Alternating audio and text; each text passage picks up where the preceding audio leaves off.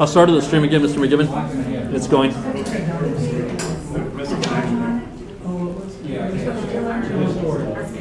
One moment. So Iris and Stone is walking in North Congress.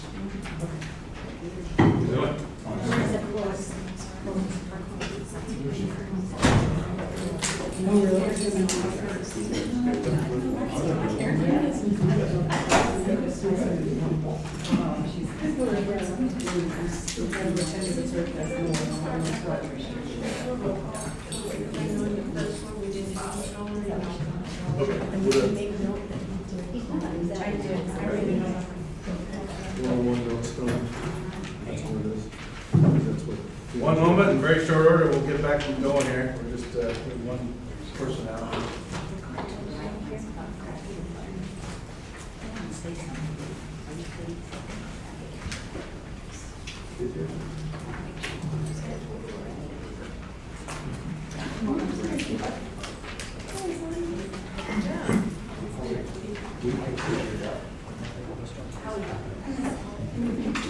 All right.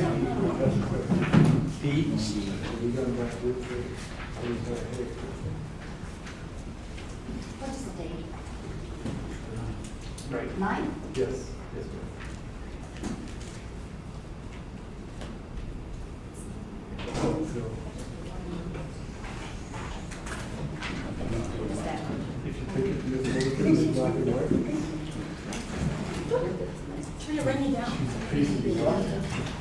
Ready? Okay, thank you, folks. We're back in session now. We're going to repeat roll call. We have Mr. Oler's online now, so we'll repeat roll call, please. Mrs. Allen? Yes. Mrs. Kais? Here. Mr. Osterly? Mr. Olery? Yes. And Mr. McGibbon? Yes, thank you. We're on agenda item number 6. If you're following along, approval of the minutes, please.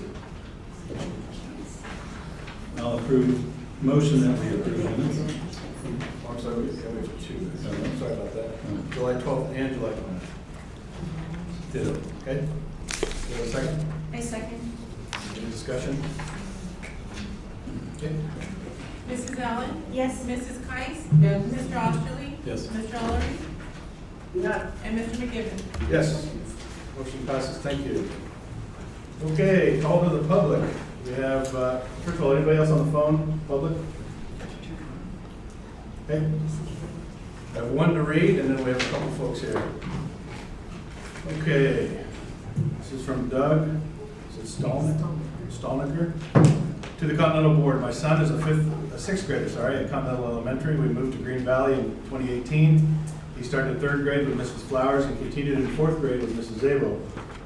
During 2021 school year, we opted to keep him home for 5th grade, choosing virtual instead of the confusion and danger of in-person education during a pandemic with no vaccine available. We returned this year hopeful that 3 available vaccines and hard lessons would make a difference. Of course, the Delta variant of COVID has changed everything.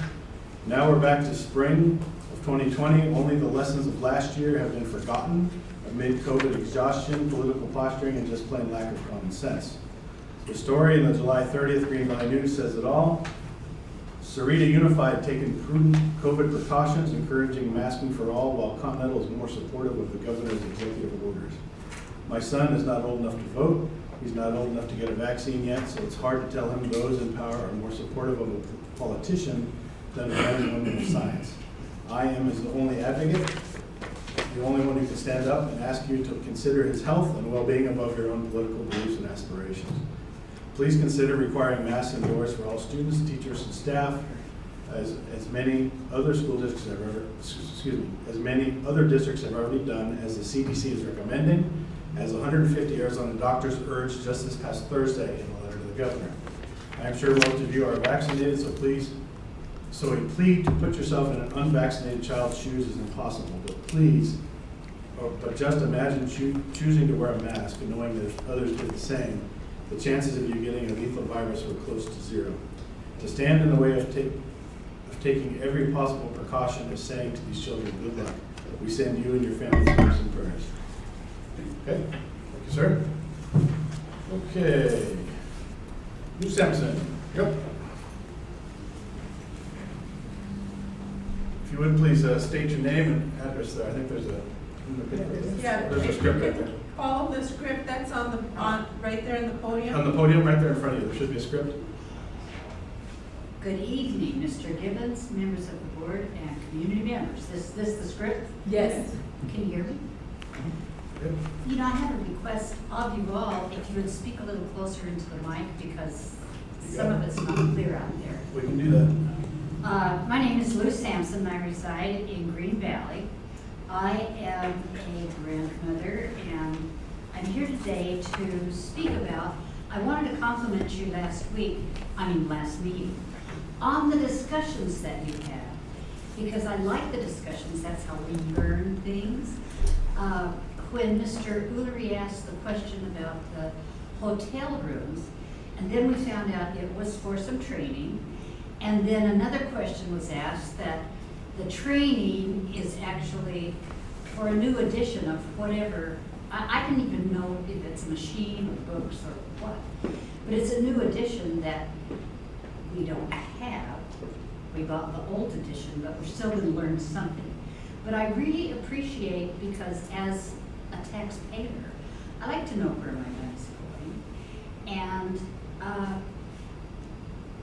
I go to other school board meetings and they don't have a discussion.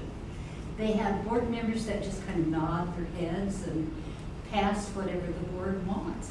So I really do appreciate the board and the discussions.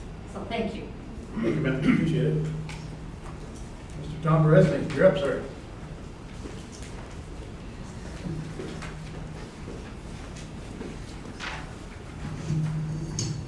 Good evening, President McGibbon, members of the board, and community members. My name is Tom Beresney. I reside at 1062 East Lumberjack Trail. I'm a grandfather here of 2 students in the Continental School District. I'm here today to speak on behalf of or about the board's decision on July 29th to make mass optional on buses and in the classroom. We truly understand that it is the parents' right to make healthcare decisions for their children under Arizona Revised Statute Title I, Section 602.5. Unfortunately, there are those in Pima County who don't care about parental choice or about the authority of the Continental Elementary School District's governing board. In tomorrow morning's Pima County Board of Supervisors meeting, a resolution is being introduced by the District 2 Supervisor to make masks mandatory for all K through 12 schools in the county. You still have time to write to the board on your disagreement to this resolution. Send an email tonight to the clerk of the board. The email address is cob_mail@pima.gov, stating your disapproval for this resolution, which is item number 6 on the addendum. Thank you. Thank you, sir.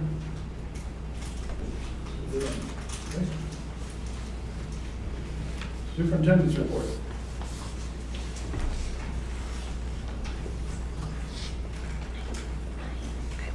Hey, good evening, everyone. I'll move it. We are starting our second week of school this week, so again, as a reminder, our theme for the year, focus on the big rocks. And you see our analogy here that we will continue to reiterate that we have to focus on student achievement, collaboration, the health and wellness of our students, working together as a team, and the analogy that there's a bunch of noise and little rocks and pebbles that sometimes get in the way of the work that we are trying to do. So I appreciate everybody's focus on getting our students in school. We're off to a great start of the school year. You see one of our students there, and he has a little crown that says, "I rocked the first day of kindergarten." There's our teacher in the classrooms. You can see where we have put the student desks together back in pods. And after school, you see some of the kids here. And our idea is that we do want the kids to go home more tired than the staff. So which you see in some of their little faces, they were exhausted after the first day of school. But kudos to our team, to all the work that Mrs. Cuevas and Mr. Nathan and Mr. Lane and Mr. Magallanes did to get prepared for the first day of school, so we're super excited. Our enrollment update, you can see here on the left, we have a total kinder K-5 total of 613 students at the start of our school year last week. End of the school year 2021 last year we had 611, so we're up by 2 students. And when you look at from where we were pre-COVID, we on the right, our enrollment is down pre-K 8 by 6% and K-5 by 5%. But we are stable with our enrollment, so we are happy that we have approximately 100 new students, and that new to Continental, so that's typical of our kids who leave and come back to see us, so we balance out. But right now we are up 2 students from the end of the school year 2020-21. Our current attendance, so on Friday we had 48 students absent, 6 were due to isolation and quarantine. 7 students have been no-shows, which is really good. Typically in districts you end up with 20-30 kids that you're not sure where they went or they haven't shown up. So we had 7 students who have no-shows who will be dropped on Friday due to the 10-day absence rule. Today, we had 64 students absent, 18 on isolation and quarantine, 21 out for other illnesses. 6 students will be dropped as no-shows on Friday, and we have left voicemails to these students to see where they are. We have one family that's going to come to withdraw 2 students this week, so that'll leave us with 6 of the kids that we're not sure where they are just yet, that we'll keep trying to contact. Current campus development. So as mentioned on my Friday's weekly board update to our board members, we're exploring the turf versus grass option for our 4-5 field and playground in front of the cafeteria. We are in the process of obtaining feedback from our teachers, students, and parents in terms of should we do turf versus grass. We've been trying to grow this grass area outside of 4th and 5th for 4 years now and longer. Mr. Osterby, thank you for sending us this information. We have located rolls of used turf that came from Douglas College football field. And the turf is 3 years old and it is in really good shape. It would be athletic turf, which is more durable than regular turf. And we've asked for and are waiting on 3 different quotes on the turf. I believe Mr. Schubert and Mr. McGibbon went to go check it out. The asking price on the turf is $155 per roll. Each roll is 7.5 feet wide by 30 feet long. We would need 99 rolls to do both areas at a cost of $15,000, not including delivery or installation. The lowest bid that we have for turf installations thus far is $79,000, just for the 4th and 5th grade playground. So we're looking at the turf option for a couple of reasons. The playground is used multiple times a day. The grass doesn't really stand a chance of surviving. We've tried, no matter how much water we put on it. Secondly, the optimal growing season for grass is during the school year. And finally, the watering system that is currently in place does not fully water the entire area. So as we wait for the other quotes to come in, Mrs. Cuevas and I and Mr. Nathan will be talking to some of the teachers and the kids who use that playground primarily to see what their thoughts are in terms of turf versus grass. We've been looking at strategic planning and future growth. So according to our school facilities board, based on our square footage at Continental, our capacity would have to be at 1,148 students, which you saw in the report that we have 600 kids. When we look at doubling the student enrollment, we do not have space truly. That would mean our classroom sizes would have to be up at 32 kids in a class at some point. But I did plan a meeting with Mayor Murphy to discuss the growth and demographic study of Green Valley and what that's looking like in terms of homes and kids. So we will be meeting with him on Tuesday, August 17th. So any of our board members are also welcome to attend the meeting. Let me know if you're interested. He also hasn't come and done a walkthrough of Continental for a very long time. So we'll be meeting with him and giving him a tour of our school as well. We will continue to explore land owned by Continental to consider future sites. So I'll be working closely with Mr. Schubert and Mr. Lane and Mr. Nathan to keep this conversation on the forefront and updating you on information for future growth of Continental. So short and sweet. Again, if you have any questions for discussion that you'd like for me to put as an agenda item, please let me know. And if the big rocks don't go in first, they aren't going to fit in later. So thank you again for all your support and all of your help in increasing student achievement and keeping our kids in school. Thank you, ma'am. Okay. Ms. Cuevas, principal report.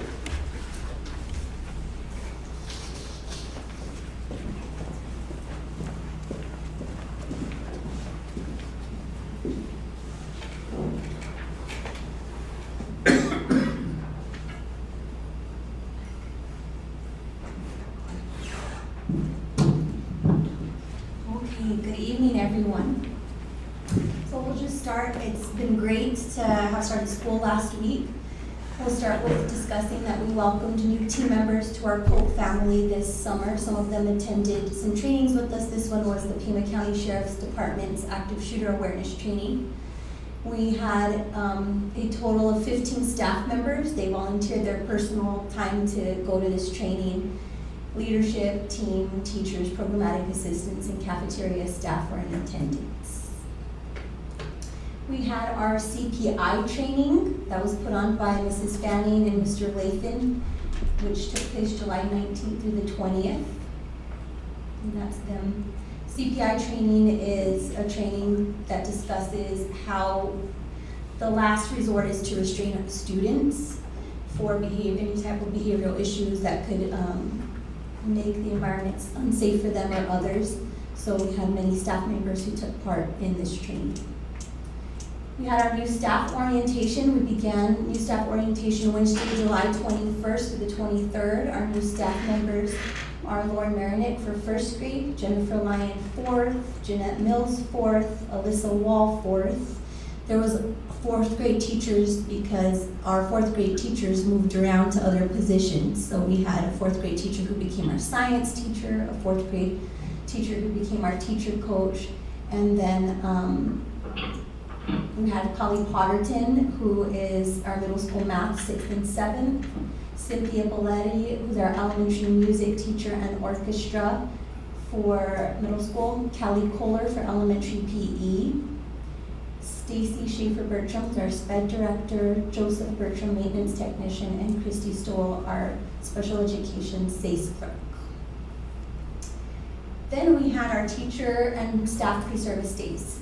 These took place July 26th to the 30th. We did a lot, as you can see. Introduction of Teacher High Instructional Needs Guide, which is a go-to for our teachers for all of the documentations and resources they need throughout the school year to support their teaching of our students. We went over 45-day screening trainings, McLean-Vento trainings, teacher eval training, AVID training. As you can see, we have a new math curriculum, so we had our real math trainers train our teachers, data review, foundations, K2, a lot of trainings, mandatory reporting. We went over our staff handbook, positive behavior intervention systems, which is PBIS. We had CPR training for transportation, programmatic assistance, and school leadership. And then we have some online safe schools training that all staff takes, which has to do with bloodborne pathogen exposure prevention, coronavirus cleaning and disinfecting, FERPA, confidentiality of records, sexual harassment, and cybersecurity overview. So these are some pictures of our teachers in all these trainings that took place over the course of our pre-service week. Then the fun really began when we got to have our meet and greet and have all our students and families come on campus. That took place Wednesday, July 28th, and it was our preschool through 8th grade meet and greet. We had a really, really great turnout, and it was great to see students and parents back on campus. They were excited and we were excited. We were then afterwards able to meet as a staff at Arizona Family Restaurant and celebrate the beginning of the start of our school year. a great way to know our colleagues. And the following day, we had an all-staff breakfast and for our staff. And we'd like to thank our governing board for the breakfast. We had our very first ever substitute teacher orientation. We had 14 substitute teachers who attended it, and it took place Friday, July 30th. Mr. Lathan and I trained on and Mr. Magallanes trained our substitute teachers on procedures, protocols, emergency preparedness, health office information, technology, our mission and vision, and gave them a tour of our campus. So they were very excited. Some of them have been here for quite a few years, and it was the first time they've been to a training and have had a tour, and they're very excited. They're working on some autobiographies for us so that we can have that available for our teachers. So when they're going to be out, if they do a substitute request, their students will know who's going to be coming to substitute for them. And then the first day of school. It was so great to see our students and our families. They were able to walk in their children, say goodbye to them at their pod areas. The middle schoolers were excited. It was great to see that our kindergarten parents were able to come on campus and walk them to their classrooms, which we weren't able to do last school year. So it was really great. We had our first early dismissal Wednesday, professional development, that took place August 4th. It was on multi-tiered system of support, student referral process, intro to Beyond Textbooks review for our returning teachers and for our new teachers. We did teacher access and core content. Well, Beyond Textbooks gives teachers access to the core content in our standards calendar for the year. We had a special education team meeting with special education resource teachers and programmatic assistants. Teachers were also trained on the MAP testing that we started today. Procedures and protocols, how to set up the sessions refresher. And then they collaborated in teams to set up their test sessions for this week and student testing rosters. This is our schedule. We started today. Our students did growth reading. Tomorrow will be math. And Wednesday, 2nd through 8th grade, we'll be doing growth language usage, which is writing components and standards. And this will give us a good indication of where a lot of the gaps are and where our teachers need to plan for reteach, enrichment, and interventions. Upcoming professional development Wednesdays. We have Beyond Textbooks that's going to continue. They're going to be sending the trainer to go over a lot of the website and some revisions that they've made to it. So we have people coming from Vail School District to run Beyond Textbooks. From 1 to 3, they're going to be the focus will be utilizing Beyond Textbooks frameworks and for new and returning teachers, as well as how to best utilize the online resources to support the learning of our students.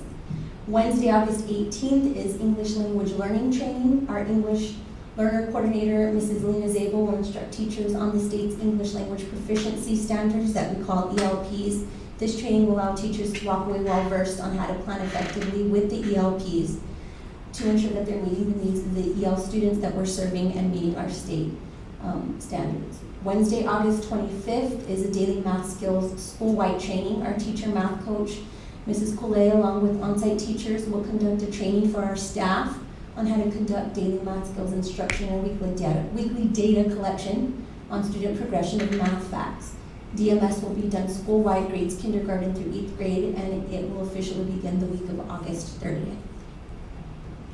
An update on gifted education at Continental. Myself, Mrs. Stacy Schaefer-Bertram, and Ms. Lori Romanelli are in contact with Marianne Landreth, the program coordinator from the Pima County Superintendent's Office. She's the program director of Frameworks and Foundations of Gifted. And we're going to begin the process of identifying and assessing students for our gifted education program. So we will keep you updated on all of that and keep you informed as we prepare for our talented and gifted program. Update on COVID cases, Pima County Health Department and parent concerns. As of Friday, August 6, 2021, 2 positive COVID-19 cases were identified on our campus, 1 on the 5th and 1 on the 6th. They were tested and confirmed in our health office. As soon as these positive cases were known, our health office reported it to administration. Administration began notifying parents of possible close contacts based on the teacher and/or student report. If a student is already on campus when the positive case is discovered, the classroom room is evacuated and is deep cleaned. Parents of possible close contacts, when notified, have been informed that their child's name will be reported to Pima County Health Department and they will be called by Pima County Health Department. In speaking with our Pima County Health Department liaison, we've been told that the school site does not have to be calling the parents of the possible close contacts. The school site has 24 hours from the time the positive case is discovered to identify close contacts and report those contacts to Pima County Health Department. They will then contact the parents and give guidance as to whether they have to quarantine or not. Last week, we made those possible close contact parent calls right away because we want to be transparent with their parents and we want them to be updated and know what's going on. So they were aware as well and aware that Pima County Health would be contacting them. Parent feedback thus far has been appreciative of our calls to notify.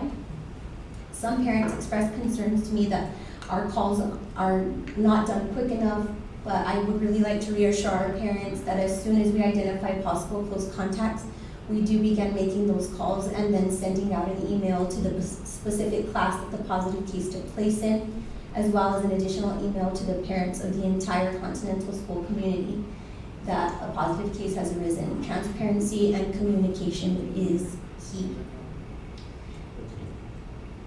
As of Friday, August 6th, Pima County Health Department communicated to site administration that we as a site can continue to notify parents following the procedure we did last week, so they are aware, or we can stop doing that and report to parents that there has been a positive COVID case and close contacts have been reported to Pima County Health Department.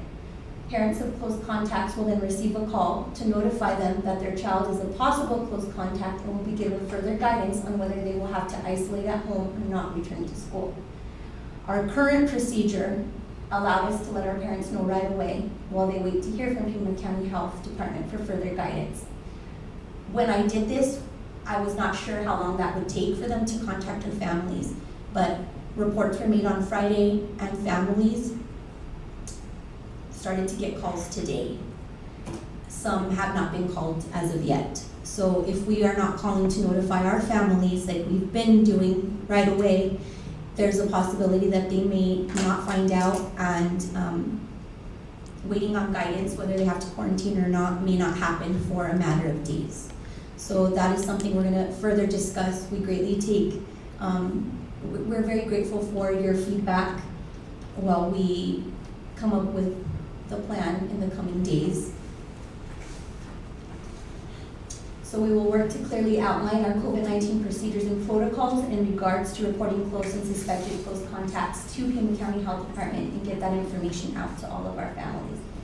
A special thank you to Nurse Maureen Swartzen-Trooper, who's been working hard to answer questions of our concerned parents. She's also been going above and beyond to test students upon parental request throughout the school week and sometimes even on the weekends. And I'd also like to thank our parents. I know some are also watching the live stream, but I would like to thank them and all of you who are here for your understanding, for being supportive, and the feedback that you're providing us, which is extremely important. And then I have for questions, but I also, one of the biggest things that I would just like to leave you with is we do want to outline and be very clear with what our protocols will be. As a principal, I would like us to still contact our parents as soon as we know we have a positive COVID case. And we take the chance that if we don't do that, Pima County Health told us today that they were very backed up. And you know, that's the risk. That was some concerns of some parents, because if we wait for them to make the calls and give that guidance as they told me, it could take days for that to happen. So that's my recommendation, and that's what I would like to keep what we had been doing last year and what we did last week, but possibly have to discuss with parents about possible quarantine. It does state, the Pima County Health Department sanitary measure states that unvaccinated or partially vaccinated close contacts who remain asymptomatic may return on or after day 7 upon providing documentation of a valid negative COVID-19 test collected on or after day 5 of quarantine. So that's definitely stuff that we will be discussing further. so we can come up with a solid plan that will be in the best interest of our students and our families, and just ensuring that it's very clear what our protocols and procedures are going to be moving forward. Question? Thank you. So, Mrs. Cuevas, and in terms of, a possible mask mandate, we did reach out to our district attorney today to get some guidance as to what the attorneys are recommending. And as of today, and this is directly from the email from the attorneys that we consult with in our district, as of today, we can conclude that promoting or encouraging mask use does not violate the statute. It is not clear what penalty the districts would face if it required students and staff to wear masks. Because we know that the law is in effect. The governor and the legislature passed House Bill 2898, which enacts a new statute, ARS 15-342.05, that specifically prohibits school district governing boards from requiring the use of face covering by students or staff during school hours and on school property. So as the superintendent, what we will continue to reiterate with the governing board understanding and our parents that we will highly recommend masks be worn when kids are in groups working together. If they're in a group in the cafeteria, we are going to discuss with our mitigation team whether we want to go back to just the hand sanitizing of the kids' hands when they walk in the gate. I believe the drivers are still hand sanitizing our students when they get on the bus, or when they're leaving the bus. It's available on the bus. On the bus. So, and just reminding our teachers to be vigilant about making sure kids wash their hands when they're in class, after they go to the restroom, before lunch, after lunch, to try to continue mitigating COVID here on campus.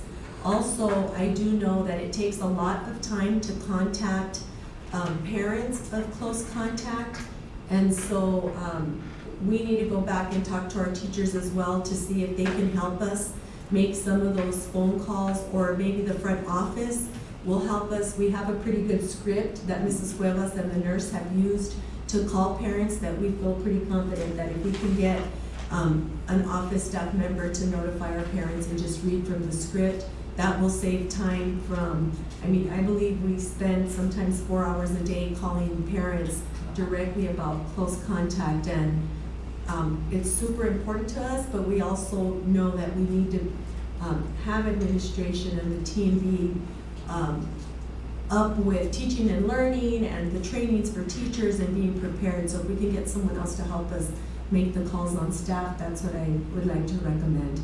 And we will just encourage kids. We do have kids on campus who would like to wear masks, who are kind of in that conflict. A lot of the kids are not, some of them are, so they're trying to fit in as well. So we just want to reiterate that if kids want to wear their masks and if staff members want to continue wearing them, then we're going to support that.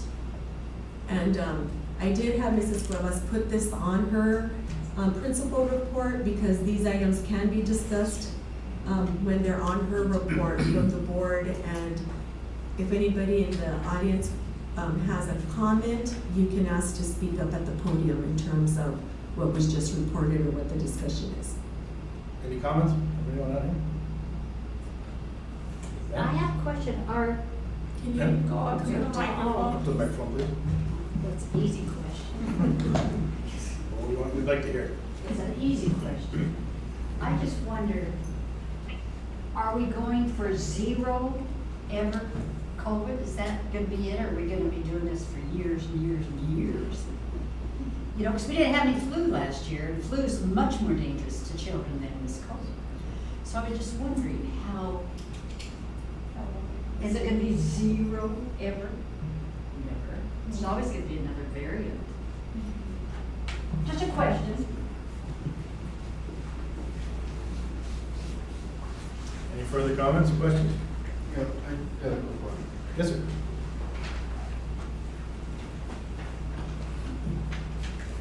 I just wanted to point out that There's only two people in this entire room. Oh, yeah, your name, wearing please, masks. sir. Paul Ague. There's only two people in this entire room wearing masks, and we're talking about mask mandates. It seems kind of silly. Obviously, nobody in here wants to wear masks. So I just want to point that out. Make sure that people that are watching online know that. Well, many of our students cannot get vaccinated like we can, because vaccines are only available to children 12 and over. That's also not as dangerous for them. Sir? Thank you.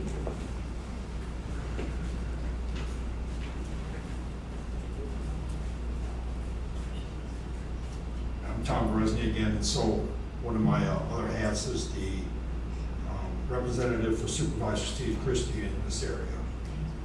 And so I had talked to Mr. Lathan earlier, before the board meeting started. He asked a specific question on what the board can do if the county comes down with this mask mandate. He showed the permits operation, so I'm gonna fire a email to the supervisor tonight so he can ask that specific question at the Board of Supervisors meeting tomorrow on what is the repercussions for Continental School District if the board decides that they don't want to follow this mask mandate.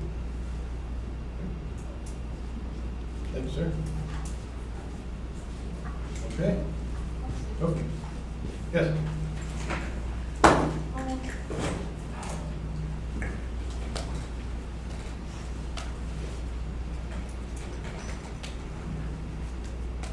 As a parent with a few kids here at school, I've already expressed this, that if our kids go back to wearing masks, I will be withdrawing my kids. Because it is so much more emotional damage done to them than any of the physical that could be done by the disease that has no effect on them, as far as we know and seen for the last year and a half. So I know I'm not alone. I know there are many other parents that are right there with me that if masks come back, my kids are out. So, stay sure. Okay, thank you. Okay, with that, I think we'll move on to the Lincoln data overview. Take it away. Thank you everyone for sharing.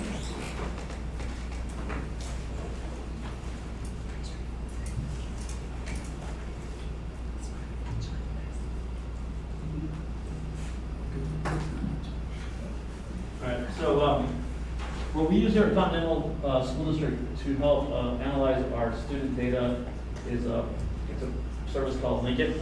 So they provide all of our data analytics. We upload any kind of data point into the system so that they then take care of. A lot of bigger districts have a whole department that takes care of this, so they do this for us. So we're going to go a quick overview of how we're using it and what we're going to use it for right now for the next upcoming school year. So all the data in this presentation is actual student data. If you see student data in there, it is student data.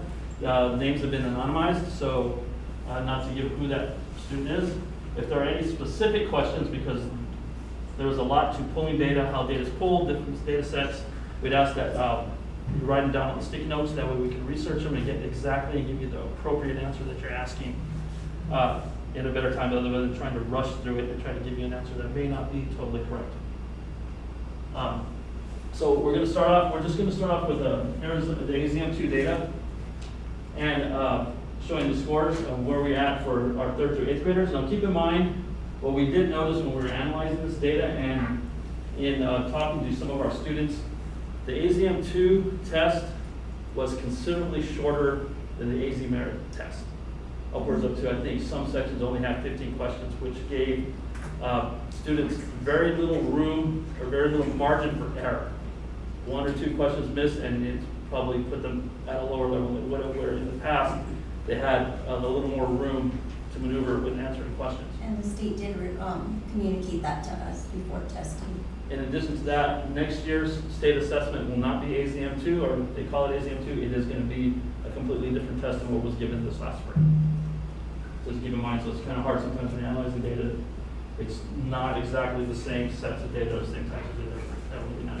So these are our ELA and math scores for 3rd grade. Our highly proficient was 29 and 2% for ELA, 40% and 7% for math. Fourth grade, these are our scores for, again, ELA and AZM2. We're looking at 35%, 6%, 47%, and 8% for our fourth grade, which are our current fifth graders. So whenever this says fourth grade, that's last year's fourth graders, so that's the data points that we're using right now. Our fifth grade, 37%, 14% in ELA, 25 and 7% in math for highly proficient. Our sixth graders, last year's sixth graders, this year's current seventh graders, 36% in ELA, 5%, 36%, 5% highly proficient. In math, 11% and 3% proficient, highly proficient. And our seventh grade, AZ Merit scores for ELA and math, we got 40% and 8% proficient, highly proficient, 19% and 18% highly proficient in math. So that's all fine. So what do these numbers tell us? How do we look at these numbers? So what we utilize Linkit for is this actually helps us delve deeper into what is going on inside of those numbers. This is fine because this gives you a grade overview of what the grade levels have done. But last year's eighth graders, so it's current high schoolers. So how do we go into how the students are doing? Now keep in mind when you look at these next sets of data, it's very important to remember what it looked like, because we'll come back to it later on in the presentation. So, subscores. So inside of the data, inside of the test, when we receive the data from the state, it's not just an overview like you saw in the previous slides. They actually have their subscores of the types of problems that were answered on the test. So for this coming school year, what we looked at, where did the kids fall, what grade level, what is the subscore that most of the kids had trouble with. So for this year's fourth grade subscores, one of the focuses, this is an example of how we use the data, what we can pull out of it, is operations, algebra, numbers, and base 10s. This one had the highest of the minimally proficient scores for those. So that is something that fourth grade will focus on, because this is where the third graders were a little weaker in. So that's how we look at that, in addition to all of the subscores that come in from the state. For fifth grade, it ended up being the same. That last year's fourth graders were a little lower in based on all of the subscores. And for sixth grade, which is last year's fifth graders, is numbers and operations. So this was a big thing that we need to look at, and that's what we want the sixth grade math teachers to be focusing on to help catch them up. This will also be part of what we're looking at when we're looking at our targeted intervention for our tutorials, after school, Saturday school. These are what we're going to be focusing on to help catch the students up. This is what the standard is and where we feel they need the help in. So if you go back, so this is another one that's kind of an overall. Tells you where the whole grade was for a specific subscore. But we can go into and look at what an actual student looks like, how they performed on each one of those subscores. So take, for example, this student, this is their spring ELAs, AZM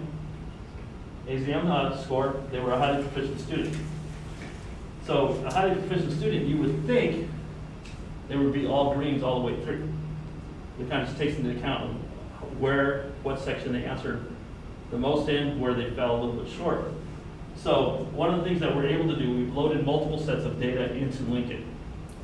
We load in if their SPED status, if they're on the free reduced lunch program, if they're in ELL, if they have any attendance. We can add those multiple points of data into the system. So you can see that this particular student happens to be on the free lunch program.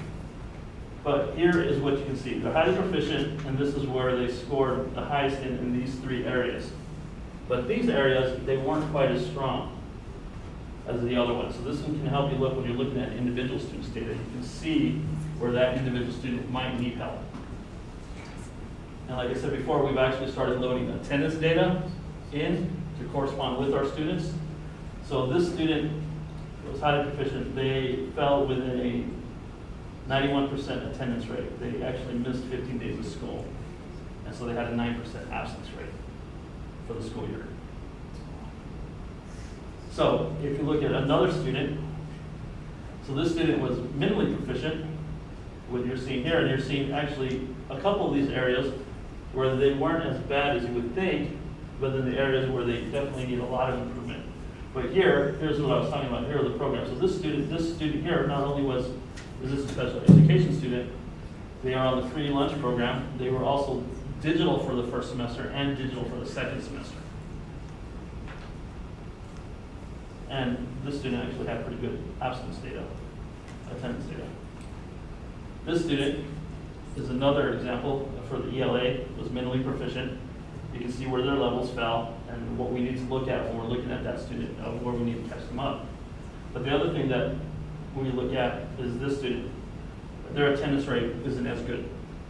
So this is also something we can take a look at to see if this is what could be affecting some of their scores on that. So our current 6th grade ELA assessment data. So these next set of slides, and we'll go through every single one, but I'll stop and give you examples because they're all identical in what they're reporting. And a couple things that we found when we were looking at this. So this is going to be by student, AZ Merit, AZM2, ATI, and NWEA. So AZ Merit, AZM2, state assessment data. ATI, NWEA, those were NWEA is our current school assessment benchmarking platform. ATI was the previous one that we had before we moved to NWEA. For the current 6th graders, which was last year 5th graders, 91 students are in the system that haven't been tested for all of these assessments. What we found out is that we only have 34 students who have complete 3rd through 5th grade testing data. The rest of the students all have 1 or multiple years of missing data, which means that they were not enrolled at Continental. So we have no data for them on their state assessments or any other assessments because they weren't here to be assessed. So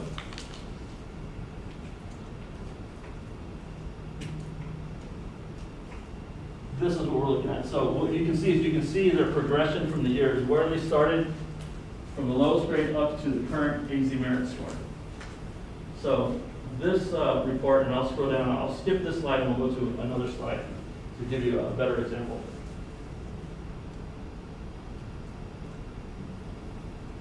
So our seventh grade ELA assessment data by student, AZ Merit, AZM2, ATI, and NWA. This one, we had 168 students that had tested. But of those 168 students, only 44 of those students have complete 3rd through 6th grade testing data with the district. So if you come here, and we'll pull this one up as an example. You can see where the students started in 3rd grade, 4th grade. Since we did not take a state assessment data in 2019 and 2020, the data point that we have there was ATI. That was the last year that we used ATI as a benchmark assessment. And then 2021, this was their spring assessment, and then where they fared with AZ Merit. So if we go down, we can see their progression, where they were and where they ended up. You know, did they go up, did they go down, or did they stay the same? So what we can do with this system is now we can start targeting and looking at those kids. You saw before when we did the student data, by being able to click on a kid, that takes us to the data where we can see all of their subscores for all of their assessments to see where they're strongest and where they're weakest, so we know how, when we talked about the learning paths for the students, how to target them, where they need to go. And our parents will also have access to us giving them those reports as well, so they can facilitate the learning, the enrichment, the interventions at home. So what we can see here is that you can see these kids that have just never really improved and they just stayed in one category, so we know that's what we need to move them up. In addition to that, the way that this organizes data is once you start to get to here, from here to here, this means that these kids right here are at the cusp of moving up into the next level. So these are kids that we really want to target if we want to show movement when they do our state assessments, to move, 2 to 3 kids up in each grade level, and that helps the district scores. And that goes for the same here. These kids right here, these next set of 4 to 5 kids underneath each of the last of the level are those kids that are within points of moving up a category. But also, one of the things that we were seeing is that the scores, as we move from different state tests, they vary and they change, which makes it a little bit more difficult for us to be able to determine. I mean, in one test they may be at highly proficient, but then with our new state assessment, maybe 2573 is going to be proficient. So it doesn't continuously align with how the scores are. And that's the information we got from the state, because this test being different from previous year's state assessment tests, and then now even next year's state assessment is going to be different from what the students took this past spring. We are usually also given a blueprint that the state provides to us for state testing, so that our teachers understand, what is the goal standards wise. That blueprint has not been released yet. The state has said they're not going to be releasing it until fall time, and they have not given us an exact date. But that's a big document for us to help us with our curriculum and planning, so we may have to modify once we see what that blueprint is. So I just want to point out, on the slide there, when you look at number 8, the student holder, as a 3rd grader, this student was highly proficient with a scale score of 3586 up on the screen. Following year, as 4th grade, scale score went up to 3592, but it was proficient, not highly proficient, because the scale score changes by grade level, gets harder. So even though the student's scale score went up, that was not enough to demonstrate proficiency at the next level. Same thing when you look at Hunter at the bottom on 11, on the screen. Proficient as a 3rd grader with a 3559. He scored the exact same score, 3559, as a 4th grader, but it's partially proficient because the scale score changes. So that's where, and then continued as partially proficient. So that's where we have to dig deeper into the data to see what's going on with that student. And these are students that we have been here since 3rd grade, who are now our current 7th graders, and what's going on. So when we talk about individual learning plans for kids, and to really have the data talks that we need to have with the students to say, let's talk about this, and what are the new goals going to be for the year. So, in continuation with the ELA assessment data for AZ Merit, AZM2, and the other tests, the trend that we're seeing here is that it may not seem like it, but we do have a highly mobile enrollment here at Continental School District. You saw the 7th grade, current 7th graders, 168 students that have tested at one point in time from their 3rd to the 6th grade years, but only 44 of them have been here since 3rd grade. So what you're noticing the same trend with our current 8th graders, 112 students tested for the ELA, with only 35 students with complete 3rd through 7th grade assessment data. And it's the same type of report. It shows you where they were at and how they progressed and where they ended up with the last year's AZ Merit. And the same thing for the math.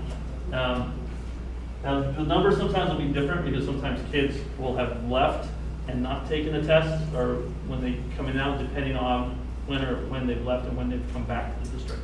So we've had kids who've come back the day we started doing an assessment, and we will assess them, but they don't take the AZ Merit because they miss the cutoff for testing. So same thing, 6th grade, there's 85 students tested, and we only have 34 that had 3rd to 5th grade testing data. And like I said, it's the same report You can see where they're at and where they ended up on those data points. So as you can see, the same trend, 100 kids tested, only 44 with complete testing data. And it'll look the same. And for our 8th grade assessment data, 111 students for the math portion, and only 35 students that have complete 3rd through 7th grade testing data.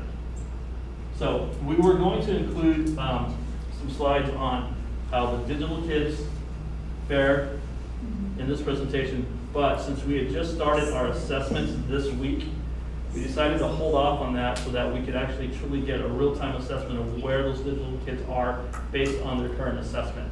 So then we can look at the historical data and where they're at right now to really target where those kids either excel or where they're needing help in. So that's one of the reasons we didn't include on that, just because we wanted to see what their scores come back after this week when we assess them this week from the beginning of the year. Same type of report. So questions, comments? Data's a lot, kind of boring, but it can. Yes. I've got one, sir. Yes. In the first couple of slides, you had, the overall grade and then L1, L2, L3, these different areas within each Yeah. math or language proficiency. Yeah. It was even farther back. We're gonna go to a new test, but the state hasn't given us the blueprint for it yet. So are we speculating that the L1, those components, L1, L2, L3 will basically be the same? Or we don't know? So it's kind of hard to target those, right, if we don't know. Well, Is that true? So, well, go ahead. Okay. Well, we can, because we know that they didn't hit these standards. So you see that 61% of these kids really had trouble with this particular subscore standard. So more than likely, it may be included on the test, we really don't know, so the state gives us the blueprint. But, so Ames, the blueprint for Ames was pretty close in nature to the blueprint for AZ Merit and then AZM2. So, but what we've been working really hard on, we talked about beyond textbooks, it's our scope and sequence standards calendar. So I've been in contact with beyond textbooks. We've been revising because we really want our teachers to stick to that pacing calendar. So as we have to modify, we already know the system. We've already started modifying for math based off of the gaps here. And they've already started editing our pacing calendar for us. It took them less than a week to do it for our 5th grade math. And we are, Ms. Collet, our teacher coach, we started it, but she's finished for the rest of our elementary grades. So we're gonna be submitting that to them, and it might take them another week.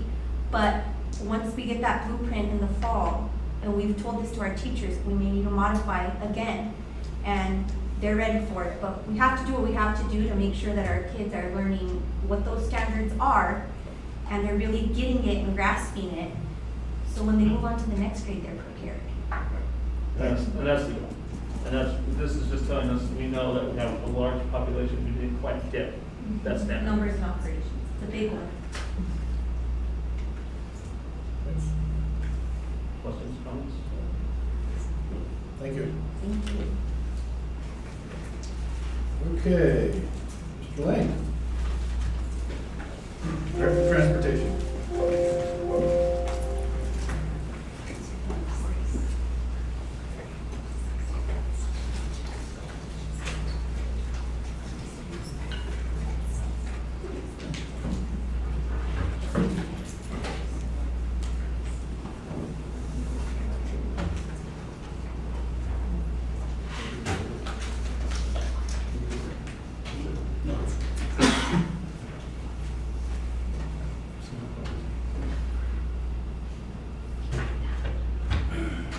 Is it on for them?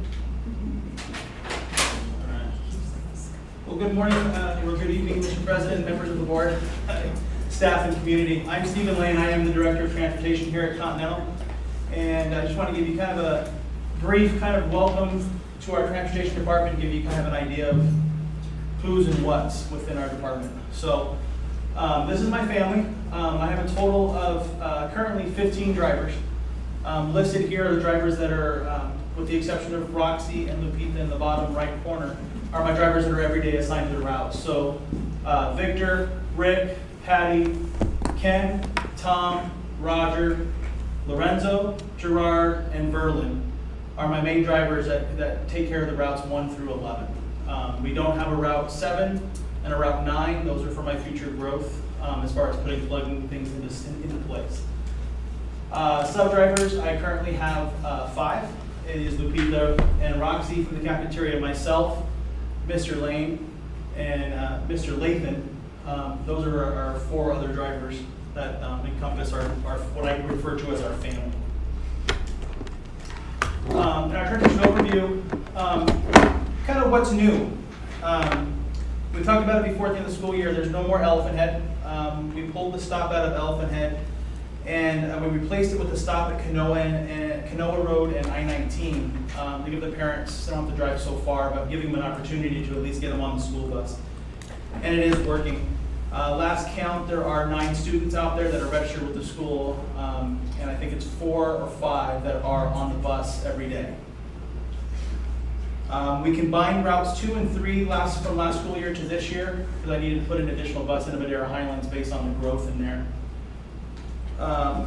So Route 3 now takes care of, hits I-19 and Kanoa from the east side of the frontage road and then hits everything west up to Jim Cliff. And then on the other side coming down to Borrego. We had some various changes at the end of the school year with COVID and drivers.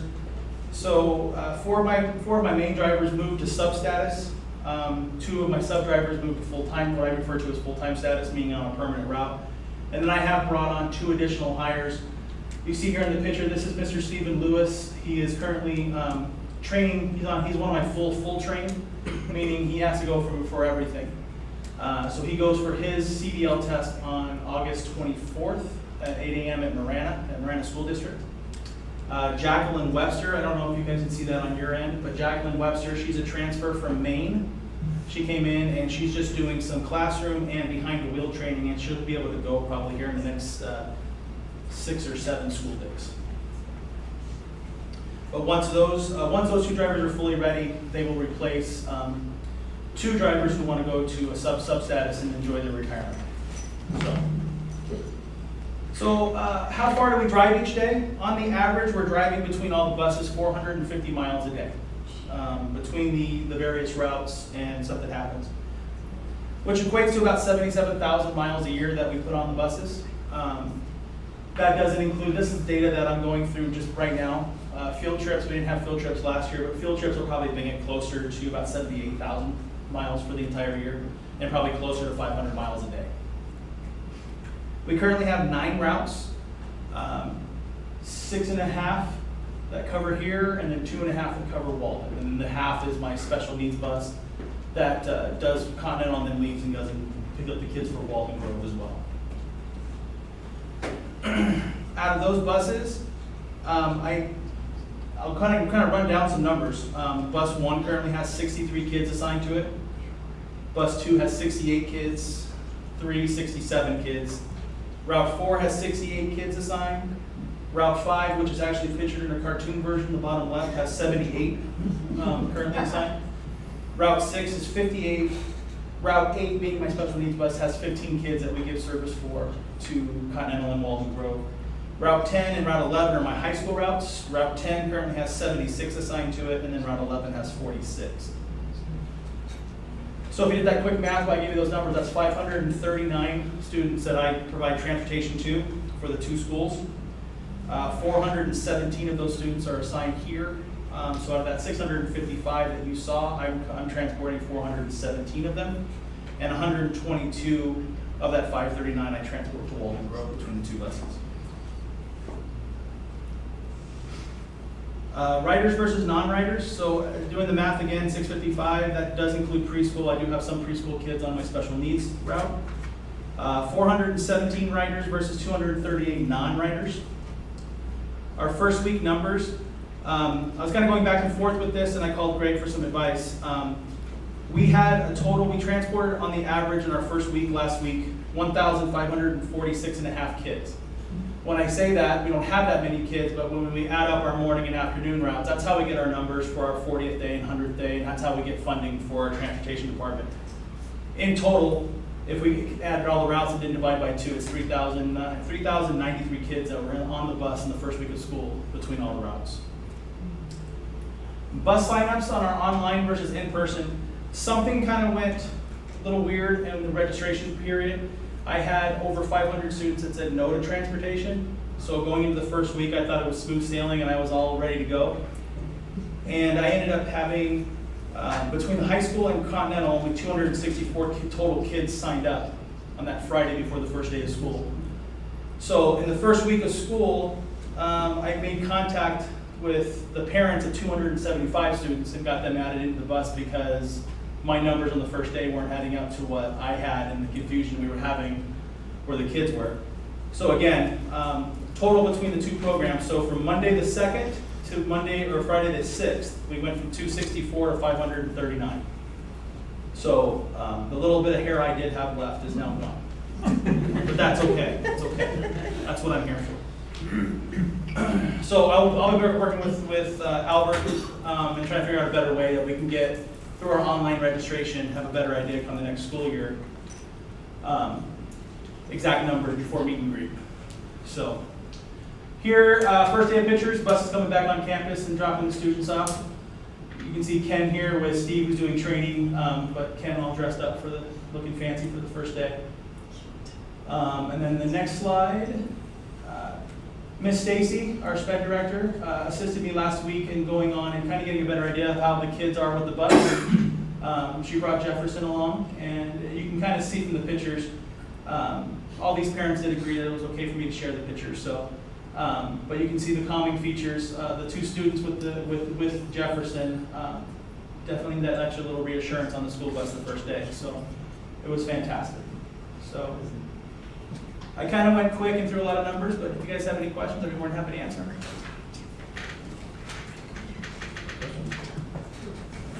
Thank you. All right. Okay. Student services, Ms. Layton.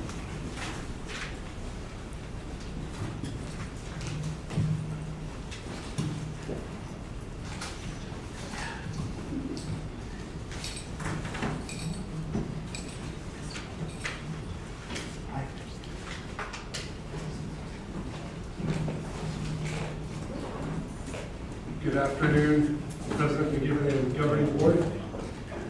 I've been asked this evening to do a presentation on our positive behavior intervention supports, which we'll be going through. Our goal is to have students who are ready to learn, students who are respectful to adults and each other, students who are happy to be at school, teachers who are excited to be teaching the curriculum, and teachers who spend minimal time on behavioral issues. So what is PBIS? PBIS is Positive Behavior Interventions and Supports. PBIS is proactive rather than reactive. So we try to create an environment in our classrooms, in our school, that focuses on good behavior rather than putting all of our attention and focus on the negative behavior, to reduce the negative behavior from happening. PBIS teaches routines and procedures to reduce the possibility of student misbehavior. So this goes right into classroom management for our teachers. It's something that we train. Ms. Cuevas talked earlier about some of the training that we did on the nonviolent restraint. A lot of that is actually de-escalation skills. There's a very small portion of that that's actually focused on restraining a child. It's almost 3/4 of the program is how do you de-escalate a child so you don't have to get to that point. It's important to have a small set of concise rules that is adopted here at Continental that goes from kindergarten, actually preschool, all the way through 8th grade. And they are be kind, be safe, and be responsible. We apply this to all aspects. So our teachers in their classroom rules, they have rules specific to being kind, being safe, and being responsible. While out, say in the cafeteria, we have a set of rules that's school-wide, since all of our students use that space, that fall back into be kind, safe, and responsible.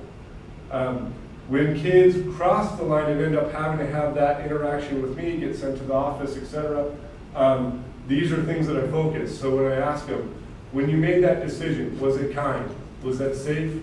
Was it responsible? And we talk about their decision-making process that led them to getting sent to the office.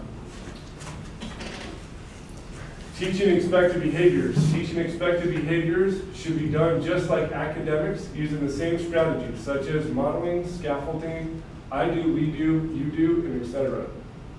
Specific class time at the beginning of the year will be devoted to teaching expected behaviors in a variety of settings. Sample lesson plans are available in the PBIS handbook. So we have a handbook that the teachers have access to. This was already done in the first week, so we're really excited to have all of our kids, especially our new students. As you saw, we had a lot of new students come to the school year this year. And so all of our students and staff have been trained and taught about our expectations. The acknowledgement system works like this. So all staff holders demonstrate more positive interactions than negative interactions. The recommended ratio, which can be very difficult to hold to, is 5 positive in favor compared to 1 negative interaction. For example, instead of saying, Mr. Gregg, I need you to pay attention, I can say, Ms. Monica, thank you so much for following along with my presentation. I really appreciate that. And so Mr. Gregg sitting there just got the message that he needs to key in. And so that's the way that we train our teachers, rather than always going at the kid who oftentimes is the same kid, who then feels picked on and then alienates himself even more from the lesson. And so by doing that positive interaction, we can try to entice them into focusing. Positive interactions include praise for students exhibiting expected behaviors, as I just demonstrated, praise for academic success, and catching students doing the right thing. I absolutely love the word catching, right? Oftentimes we try to catch the kid doing the wrong thing, and we miss out on praising the kids for doing the positive, the right thing. And so what this really does is trains our staff to really look for that positive interactions that our kiddos are doing on a regular day. And we really focus on, especially with our staff, looking for the kids who don't make a ton of right decisions. When they do make that right decision, by golly, we better be recognizing that and catching them and praising them for that and rewarding them for that in some way. Regular school-wide celebrations for positive behavior. The board may remember this. It's been a little while, but we're going to get back to it now, where we actually will have the kids who are selected by their teachers as the kindest, safest, and most responsible each month. We'll start off our board meetings and receive a t-shirt, and that's selected by their teachers and the staff.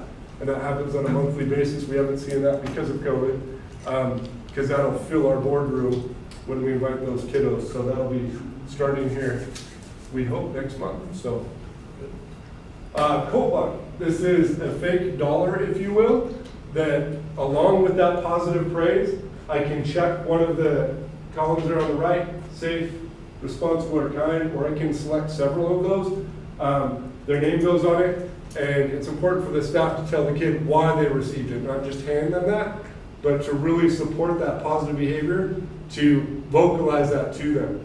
Thank you so much for coming to the meeting today and sharing your ideas and your thoughts. It was really, really helpful. And so rather than just saying, here's a Colt Buck, and they don't know why they got it. Okay? So do we get one? Yeah, I can get you one. Hall passes for middle school students. This is something we implemented the year before COVID happened. And it was really, really helpful to reduce the amount of time that students were missing in the classroom. Because what was happening is they have 6 periods a day. And we were finding a trend with certain students who were leaving the class every single period.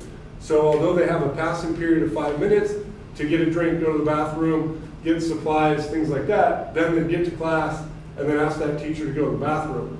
And then 55 minutes later, they do the same thing in the next class. So we started kind of tracking that and realizing that some of our students are missing an awful lot of the school day. And so we implemented this system, which allows, it's a punch card, so they have a hole punch where they get 15 punches for a month, and each one of these represents, for the middle schoolers, they kind of like this style a little bit better, where each one of these represents a cold buck. And so if you have to go to the bathroom or go get a drink out in the hall, you lose one of those. And so each month they'll get one of these, so represents 15 passes throughout. We find that by doing this, it gives the incentive for our kids to stay in class. We do make exceptions for medical and things like that, so just to be aware of that, that's something that there are some kids that do need to go to the bathroom on a regular basis, and we are sensitive to those needs. The reward system. Students can earn Cold Bucks when they are caught being kind, safe, or responsible by a staff member.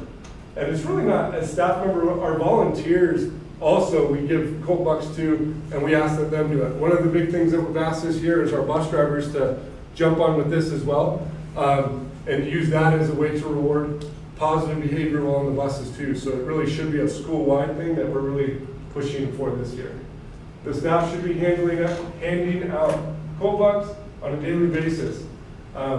Greater impact than verbal and nonverbal praise, catch kids doing the right thing. We do not want to exclude those students who are always engaging in inappropriate behavior, or those students who are more at risk for challenging behavior. All staff members, volunteers, and substitute teachers should have the opportunity to hand out Cold Bucks. Cold Bucks are designed to be user-friendly, as you saw, just a simple check mark in the student's name. The real key to that is the praise that goes along with that Cold Buck. It is important to teach and remind students that they will not receive a Cold Buck if they ask for one. So oftentimes in society, right, we do things because we want something. We're really looking for people doing the right thing because it's the right thing. And so if they ask our staff or volunteers, do not give them a Cold Buck. There will be 2 opportunities for rewards for Cold Bucks.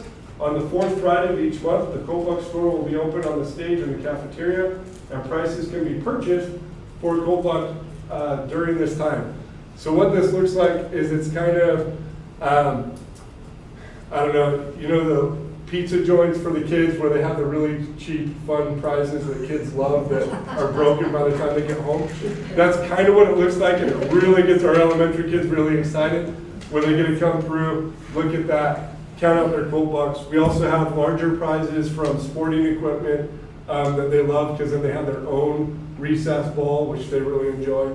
For the older kids, we've done things like earbuds, sports lanyards, things of that nature.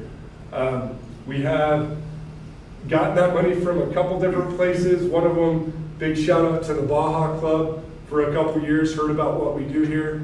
And the last 2 years, even though we didn't do it last year, they raised money for our school, and so they've really gotten involved and really liked this idea and have supported us. So we really look forward to their continued support, as they really appreciate what we're doing for that positive interaction. And then the last one there that is on the first Monday morning, we do a giant Cold Buck, which is a super Cold Buck, and it equals 5. And so from the kids that spend from the Friday previously, we draw a name, and then we take that, and then they end up getting more Cold Bucks. So they get rewarded for spending their Cold Bucks. And that's for each grade level. So the Cold Buck store is a big deal. The kids absolutely love it. It is challenging because it takes a lot of manpower. And so one of our PTC representatives is here in the back. They come and help us out as well. So if you're ever wanting to just get involved, that's a great volunteer opportunity to come in and to do that. We probably won't do it this month because the kids, we like them to get a little bit of Cold Bucks built up. And so we'll start that on the following month so that they have that enough change to really buy some stuff.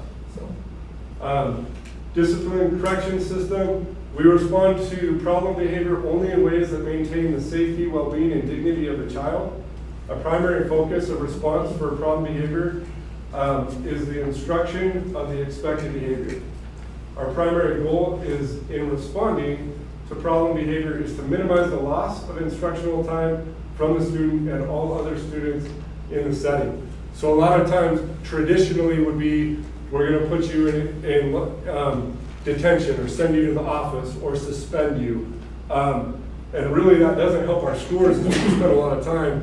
So those kids, and we've actually can look at behavior as well on when we look at the Lincoln stuff, but the kids that are struggling usually are the ones that have some behavioral components going on as well. And so we don't want them out of the classroom, so we need to find other ways that relate directly to the poor decision that they made that takes them out of the classroom less and less. Our goal is to try to keep them in class. This is just our discipline procedural flow chart. So we train our teachers. If you look here, so this is teacher managed. This stuff on this side is things that they should try to handle in their classroom rather than sending them to the office so that they can stay in class. And stuff on this side would be office managed by myself or Mrs. Cuevas.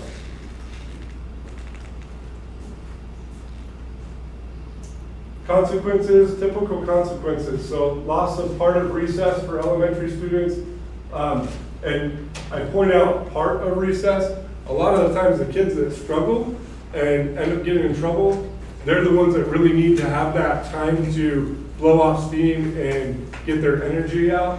So we don't recommend to our teachers taking the entire recess because the students do need that time to exercise and get their wiggles and giggles out. Lunch detention for middle school students. Natural consequences should be used as much as possible. For example, clean up a mess. So if a student made a mess, rather than send them to the office, you have them clean up the mess. Writing an apology letter, so if they offend a peer, one of the big things that we do if they come to the office is restorative conferences. I hardly ever let a student go back into class without getting the two together so they can talk it out and work out those problems before returning to class. Make up missed class time and reteaching expected behaviors. The check-in, check-out system, this is when we continue to have repeated problems. So same student, lots of issues, we move them into a check-in, check-out. It is a 6-week Tier 2 intervention for students who are not responding to Tier 1 implementation, which are things that we just talked about.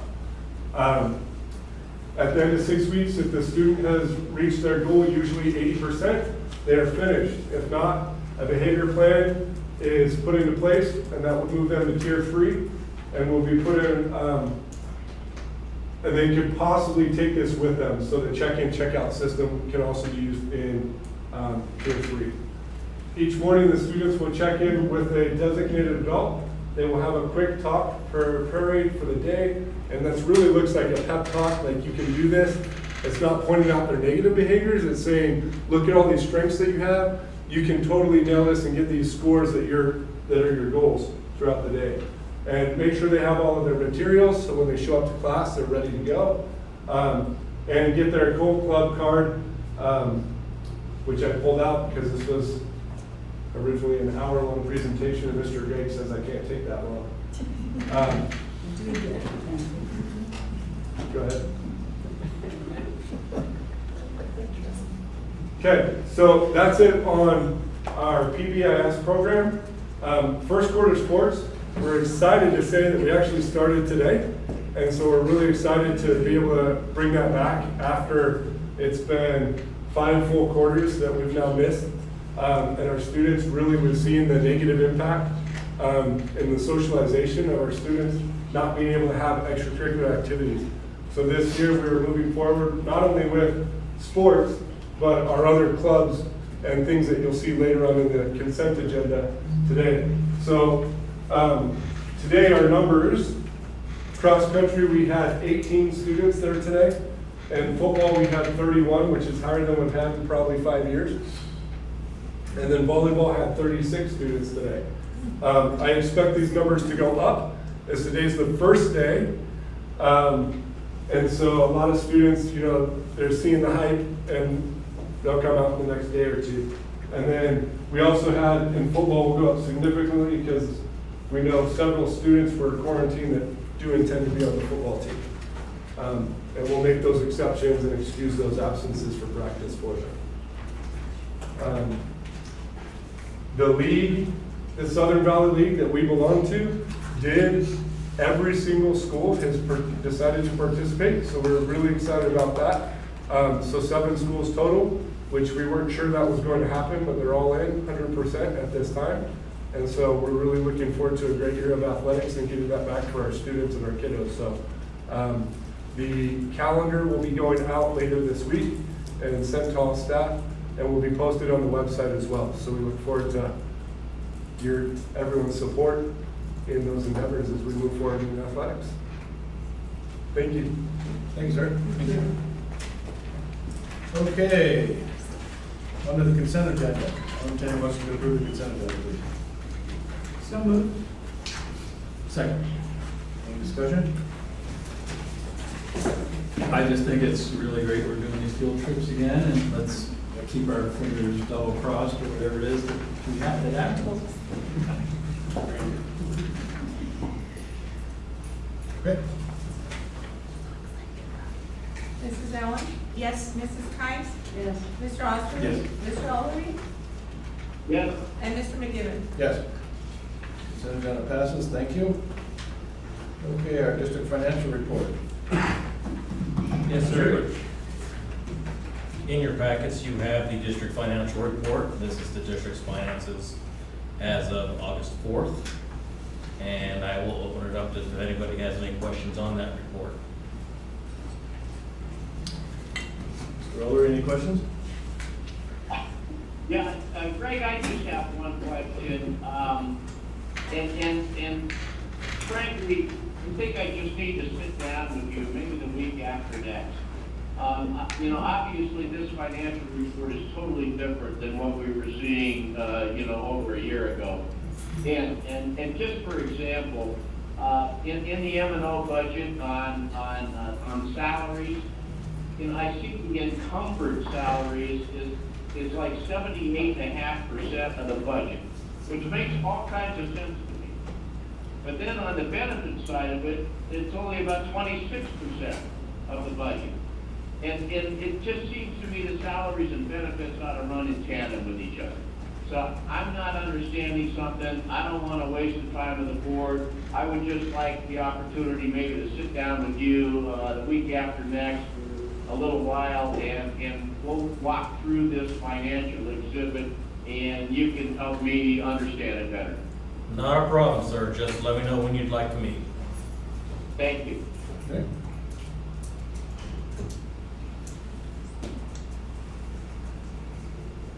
Further questions?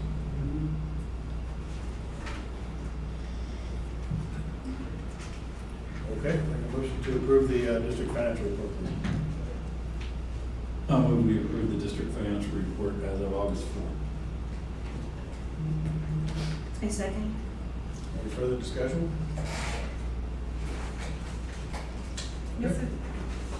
Mrs. Allen? Yes. Mrs. Kimes? Yes. Mr. Osterly? Yes. Mr. O'Leary? Yes. And Mr. McGivern? Yes. Motion passes, thank you. New business, superintendent's contract and performance pay criteria. I'll entertain a motion to approve the contract and criteria that we discussed in executive session. So moved. I second. Any discussion? Okay. Mrs. Allen? Yes. Mrs. Kimes? Yes. Mr. Osterly? Yes. Mr. O'Leary? Yes. And Mr. McGivern? Yes. Motion passes, thank you. Okay, field trip request, jazz band to Anaheim, California. Outstanding. Entertain a motion, please. As a musician, I'll move to approve this. All right. How about a second? I second. Any discussion? I went on this trip, Mr. Lang and I met on that trip 2-3 years ago, and it was a blast. It was a super good trip, first time they did it, and you know, the kids' experience to get to actually play at Disney, and then the other one was a backstage tour of how they produce. It was just, to me, it was really, all the kids loved it, and I don't know, Steve and I liked it better than the kids did. It was something. Not counting the rides and stuff. Further discussion? Okay. Mrs. Allen? Yes. Mrs. Price? Yes. Mr. Osterly? Mr. O'Leary? Yes. And Mr. McGivern? Yes. Thank you, motion passes. PTC calendar, 21-22. Do I have a motion to approve the PTC calendar? So moved. Second. Any discussion? Okay. Mrs. Allen? Yes. Mrs. Price? Yes. Mr. Osterly? Yes. Mr. O'Leary? Yes. And Mr. McGivern? Yes. Thank you. Motion passes. Okay, civic trip to Washington DC for 2022. Entertain a motion. So moved. Second. Any discussion on that? No, we're just gonna keep our fingers crossed that it happens, and we need your approval in order to proceed with the fundraising, and starting with Planned Parents. Mrs. Allen? Yes. Mrs. Price? Yes. Mr. Osterly? Mr. O'Leary? Yes. And Mr. McGivern? Yes. Motion passes. Let's hope for the best. Let's make it happen. Audiovisual Club additional sponsor. So we do have, and you've seen some of our morning videos, we do have a lot of students participating in the AV Club. This is strictly tax credit funds that we use for the club sponsors to support our club sports and tutorials. Okay, entertain a motion, please. I'll move we approve the Audiovisual Club additional sponsor. I second. Motion and a second. Any further discussion? I think it's very refreshing to see the kids do the morning announcements versus an admin person doing it. No offense, Mr. It was wonderful, but it's run its course. But it is, I think, I remember being called to do that as a kid. And I still remember that, and that was many moons ago. So that was, I think it's really cool that we do that. Question? Yes. Will all the others, will the stipends of all the club members, all the club sponsors be raised to $500 a quarter? So they're based on the number of times that they meet in the quarter is how we have a scale of what they're able to earn as a sponsor based on the days and the hours that they meet. So this is moving them. Last year we had them at a lower rate, but because of the number of hours they meet and the number of students they service, they qualify for that additional stipend at that stipend rate. Is there a list of the clubs and the sponsors and the stipends that is available? Yes. I'll make sure to send that to you. Further questions? Okay. Mrs. Allen? Yes. Mrs. Price? Yes. Mr. Osterly? Yes. Mr. O'Leary? Yes. And Mr. McGivern? Yes. Motion passes. Thank you. We have a purchase order to Action Communication. New staff radios. So we are bringing this before you tonight. A lot of our staff radios are old. The batteries within them are old, so they're having a difficult time maintaining a charge. This purchase would allow for 75 new radios. It would also include 6 senior staff member radios, which would have the ability to reach out and talk with buses, and where the other 75 would, just be inter-area communication. This would allow us to get a radio to every staff member that would actually need one, versus those that are out there now without radios. So the reason why we're using Action Communications again, as at the last board meeting, you approved them as a sole source vendor because we use their antenna array. So we ask that you approve this purchase for $23,983.19 for new radios. What brand are they by the way? I believe they're Motorola. No, they're ICOMs. ICOMs. ICOMs. Yep. Good. Entertain a motion, please, to approve the purchase order to Action Communication. So moved. Second. Any further questions, discussion? It's was quite a bit of sticker shock seeing that invoice, but I did quite a bit of research on it, and we are getting a discounted rate. Yes, we are. Per radio. This is what it is. I thought it was a pretty good price. I can attest to that fact. My company uses quite a few of them, and there's nothing cheap about them, so I get it. Okay, all right. Mrs. Allen? Yes. Mrs. Price? Mr. Osterly? Yes. Mr. O'Leary? Yes. And Mr. McKibben? Yes, the motion passes. Thank you. Budget revision 1, fiscal year 22. All right, hard to believe that we're only 2 months into the fiscal year and we're at budget revision number 1. This is the latest forms from ADE, so it has the updated amounts. You will see that our total budget went up in our M&O account by $205,806. Our capital fund went down $6,278, and I'll explain that in a moment. And our federal projects went up $11,575. The reason why capital budget went down that $6,200 is we didn't move as much money out of our M&O fund into capital as we previously had. One of the questions that board members have been asking, because we are a give-back district, some board members have asked how much money is actually going back to the state for them to reallocate to other districts. Continental is giving back $409,440.55. That is the amount of money that the district gives back to the state to them to reallocate to districts who cannot fully cover the amount for schools across the state. I just wanted to quickly go to page 1 of the budget, which is the M&O fund, just to kind of give you a high-level overview. No.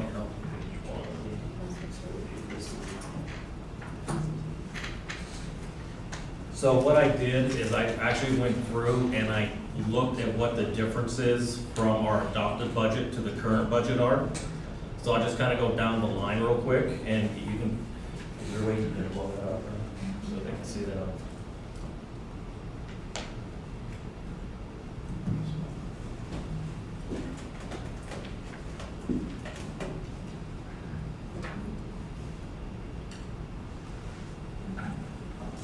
Probably about as big as we can get it. So for line 1, which is our 101,000, which is regular education under the instruction category, when we guys approved our adopted budget, that was at a 10.1% increase. It is now to 16.9%. Line 2, the adopted budget was 43%. This budget is 42.6%. Line 3 remained the same. It went down 9.4%. Line 4, the adopted budget was 36.9%. It is now 16.7%. Line 5, the adopted budget was down 3.2%. Here we're down 3.5%. Line 6, the adopted budget was 2.4% increase, and this one is a 6% increase. Line 7, the adopted budget was a 4.2% increase. This is a 3.9% increase. Lines 8 and 9 remain the same. Line 10, the adopted budget was a 73.5% increase. This is a 54.6%. And lines 11 through 13 remain the same. And the overall regular education budget that you approved for the adopted budget, it had an overall increase of 10%. This budget has it as a 13.9% increase. As we get into our special education, pupil transportation, and our K-3 reading, line 15, which is our instructional line for special education, the adopted budget was at a 0.4%. It is now at a 5.2%. Line 16 was a 0.1%. This is a 1.9%. 17, 18, and 19 remain unchanged. Line 20 was a 0%. This is now a 3.6% increase.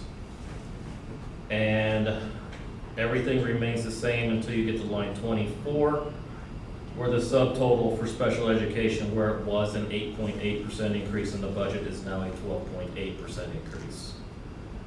Within transportation, the adopted budget was at a 28.5% increase. This is now at a 14.1%. K-3 reading, which is line 29, it was a 12.1%. It is now 11.7%. And the total expenditure line on line 30, you had adopted a budget at 10.8%, and this one is now at 13.8%. So some movement within the categories themselves.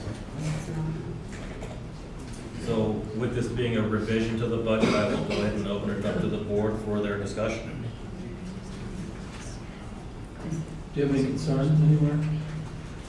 My only concern is still with the state and their aggregate limit. When the House and the Senate, when Stein died, there was no movement on whether they were going to increase the limit or waive the limit. So as it is now, the limit is what it is. We really won't know until the 100th day that every district in the state has had their 100th day as to what's going to happen with that. I am hopeful that we will still come in underneath that aggregate limit. That way I can give much needed raises to our employees with some of the contingency funds that we have built into the budget. And that's statewide. The 100 days statewide, so by the end of January, we should know something. Okay. And I don't know if now's the time, but when I first heard that 400,000 we're giving back as a district, if you really back up, we've got, you can dispute the numbers, but 25,000 or so taxpayers. If we had the non-age restriction thing wasn't here, if like we were a town, like maybe Sarita, or we'd have a heck of a lot more students, and we would be needing more than that 400 Yes. back. So while it's startling, boy, what could we do with that 400 grand? I get it, but now, you know, I had to wrap my head around it, and it does make, I get why it has to go back, but. Monica, could you go to the very first page? I also want to bring your attention to this. I almost forgot about this. On the cover page, we finally got updated tax rates from the county. Good news. Well, it's a good news, bad news situation. Okay, here we go. Tax rate's going to go down to 1.82% from the 1.91 it was last year. Don't go clapping just yet. Home values within our area went up 6%. So while the tax rate went down, you will still most likely see an increase to your tax bill because your homes increased in value by that 6%. Our M&O override and our bond tax rates, those both also went down. So our secondary tax rate went from a 0.459 to a 0.4288. So overall taxes are going down, but again, as home values went up, you still may see an increase in your taxes. But the good news is the taxes went down. That's what I'm dwelling on.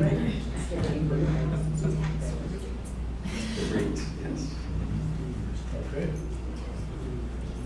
Thank you. I'll entertain a motion to approve this revised budget. I'll move we approve the revised budget number 1. I second. Any further discussion? Okay. Mrs. Allen? Yes. Mrs. Kreis? Yes. Mr. Osterly? Yes. Mr. O'Leary? Yes. And Mr. McGivern? Yes. Thank you, motion passes. Okay, village school events, August, September. Yes, just wanted to point out, you're invited to our middle school open house information night on August 18th. It is going to be in lieu of the normal open house. Elementary will have a separate open house, but middle school staff wanted to have this meeting, want to be able to speak to parents and have the parents go through the rotation of their classes for the kids. So you're welcome to come and join us. Okay. Park could be a little better without it. Yes. And picture day, August 24th. Ms. Cuevas, we need the board members to come also for your picture for the yearbook. And we did already get a request for Jeffrey to be in our yearbook, so he'll have a slot. He already has a staff badge. He's pretty excited. Oh, he has a staff badge, so he's ready to go. Okay, thank you. Governing board information. Mr. Oliver, you're up. I have really nothing to report. I enjoyed coming to the meet and greets. I had a very interesting conversation with a few teachers. Roxana or Deanna, I'll set up a time to meet with you and we can just chat about those discussions a little bit. Perfect, thank you. Okay. Well, hats off to a great opening day. I'm glad school is kicked off and everything's going well. And I think the kids are certainly glad to be back. I see them, it's so fun now to drive in the morning and see them at the bus stop and they're pushing each other. It's so fun. So congratulations on a great first day and looking forward to an awesome year. Thank you. Mr. Lane, sounds like you had a very chaotic start to the year, but I'll let you know from this side, from the parent side, I didn't notice anything. I have gotten a lot of text from Sarita School District though, because my kids are Walden. Their buses are delayed like almost every day. Today? So, today too, yeah. So good job, and please give my regards to Jefferson. Or Jefferson? Jefferson, yeah, Jefferson. but Jeffrey, he answers to anything. Pretty much. Corn dogs. Yeah, his favorite place is the cafeteria. But I appreciate you guys notifying parents right away with the whole COVID thing, not waiting on the county. I mean, that's kind of what we do here. Let's just, if you need help, just yell. We'll find it. I'll help you. We'll all help you, whatever. People in this room will help you if you need phone callers or whatever. So we're here for you. Thank you. Great. We have an outstanding team, and we've been through a lot in the last 18 months. Keep pushing forward.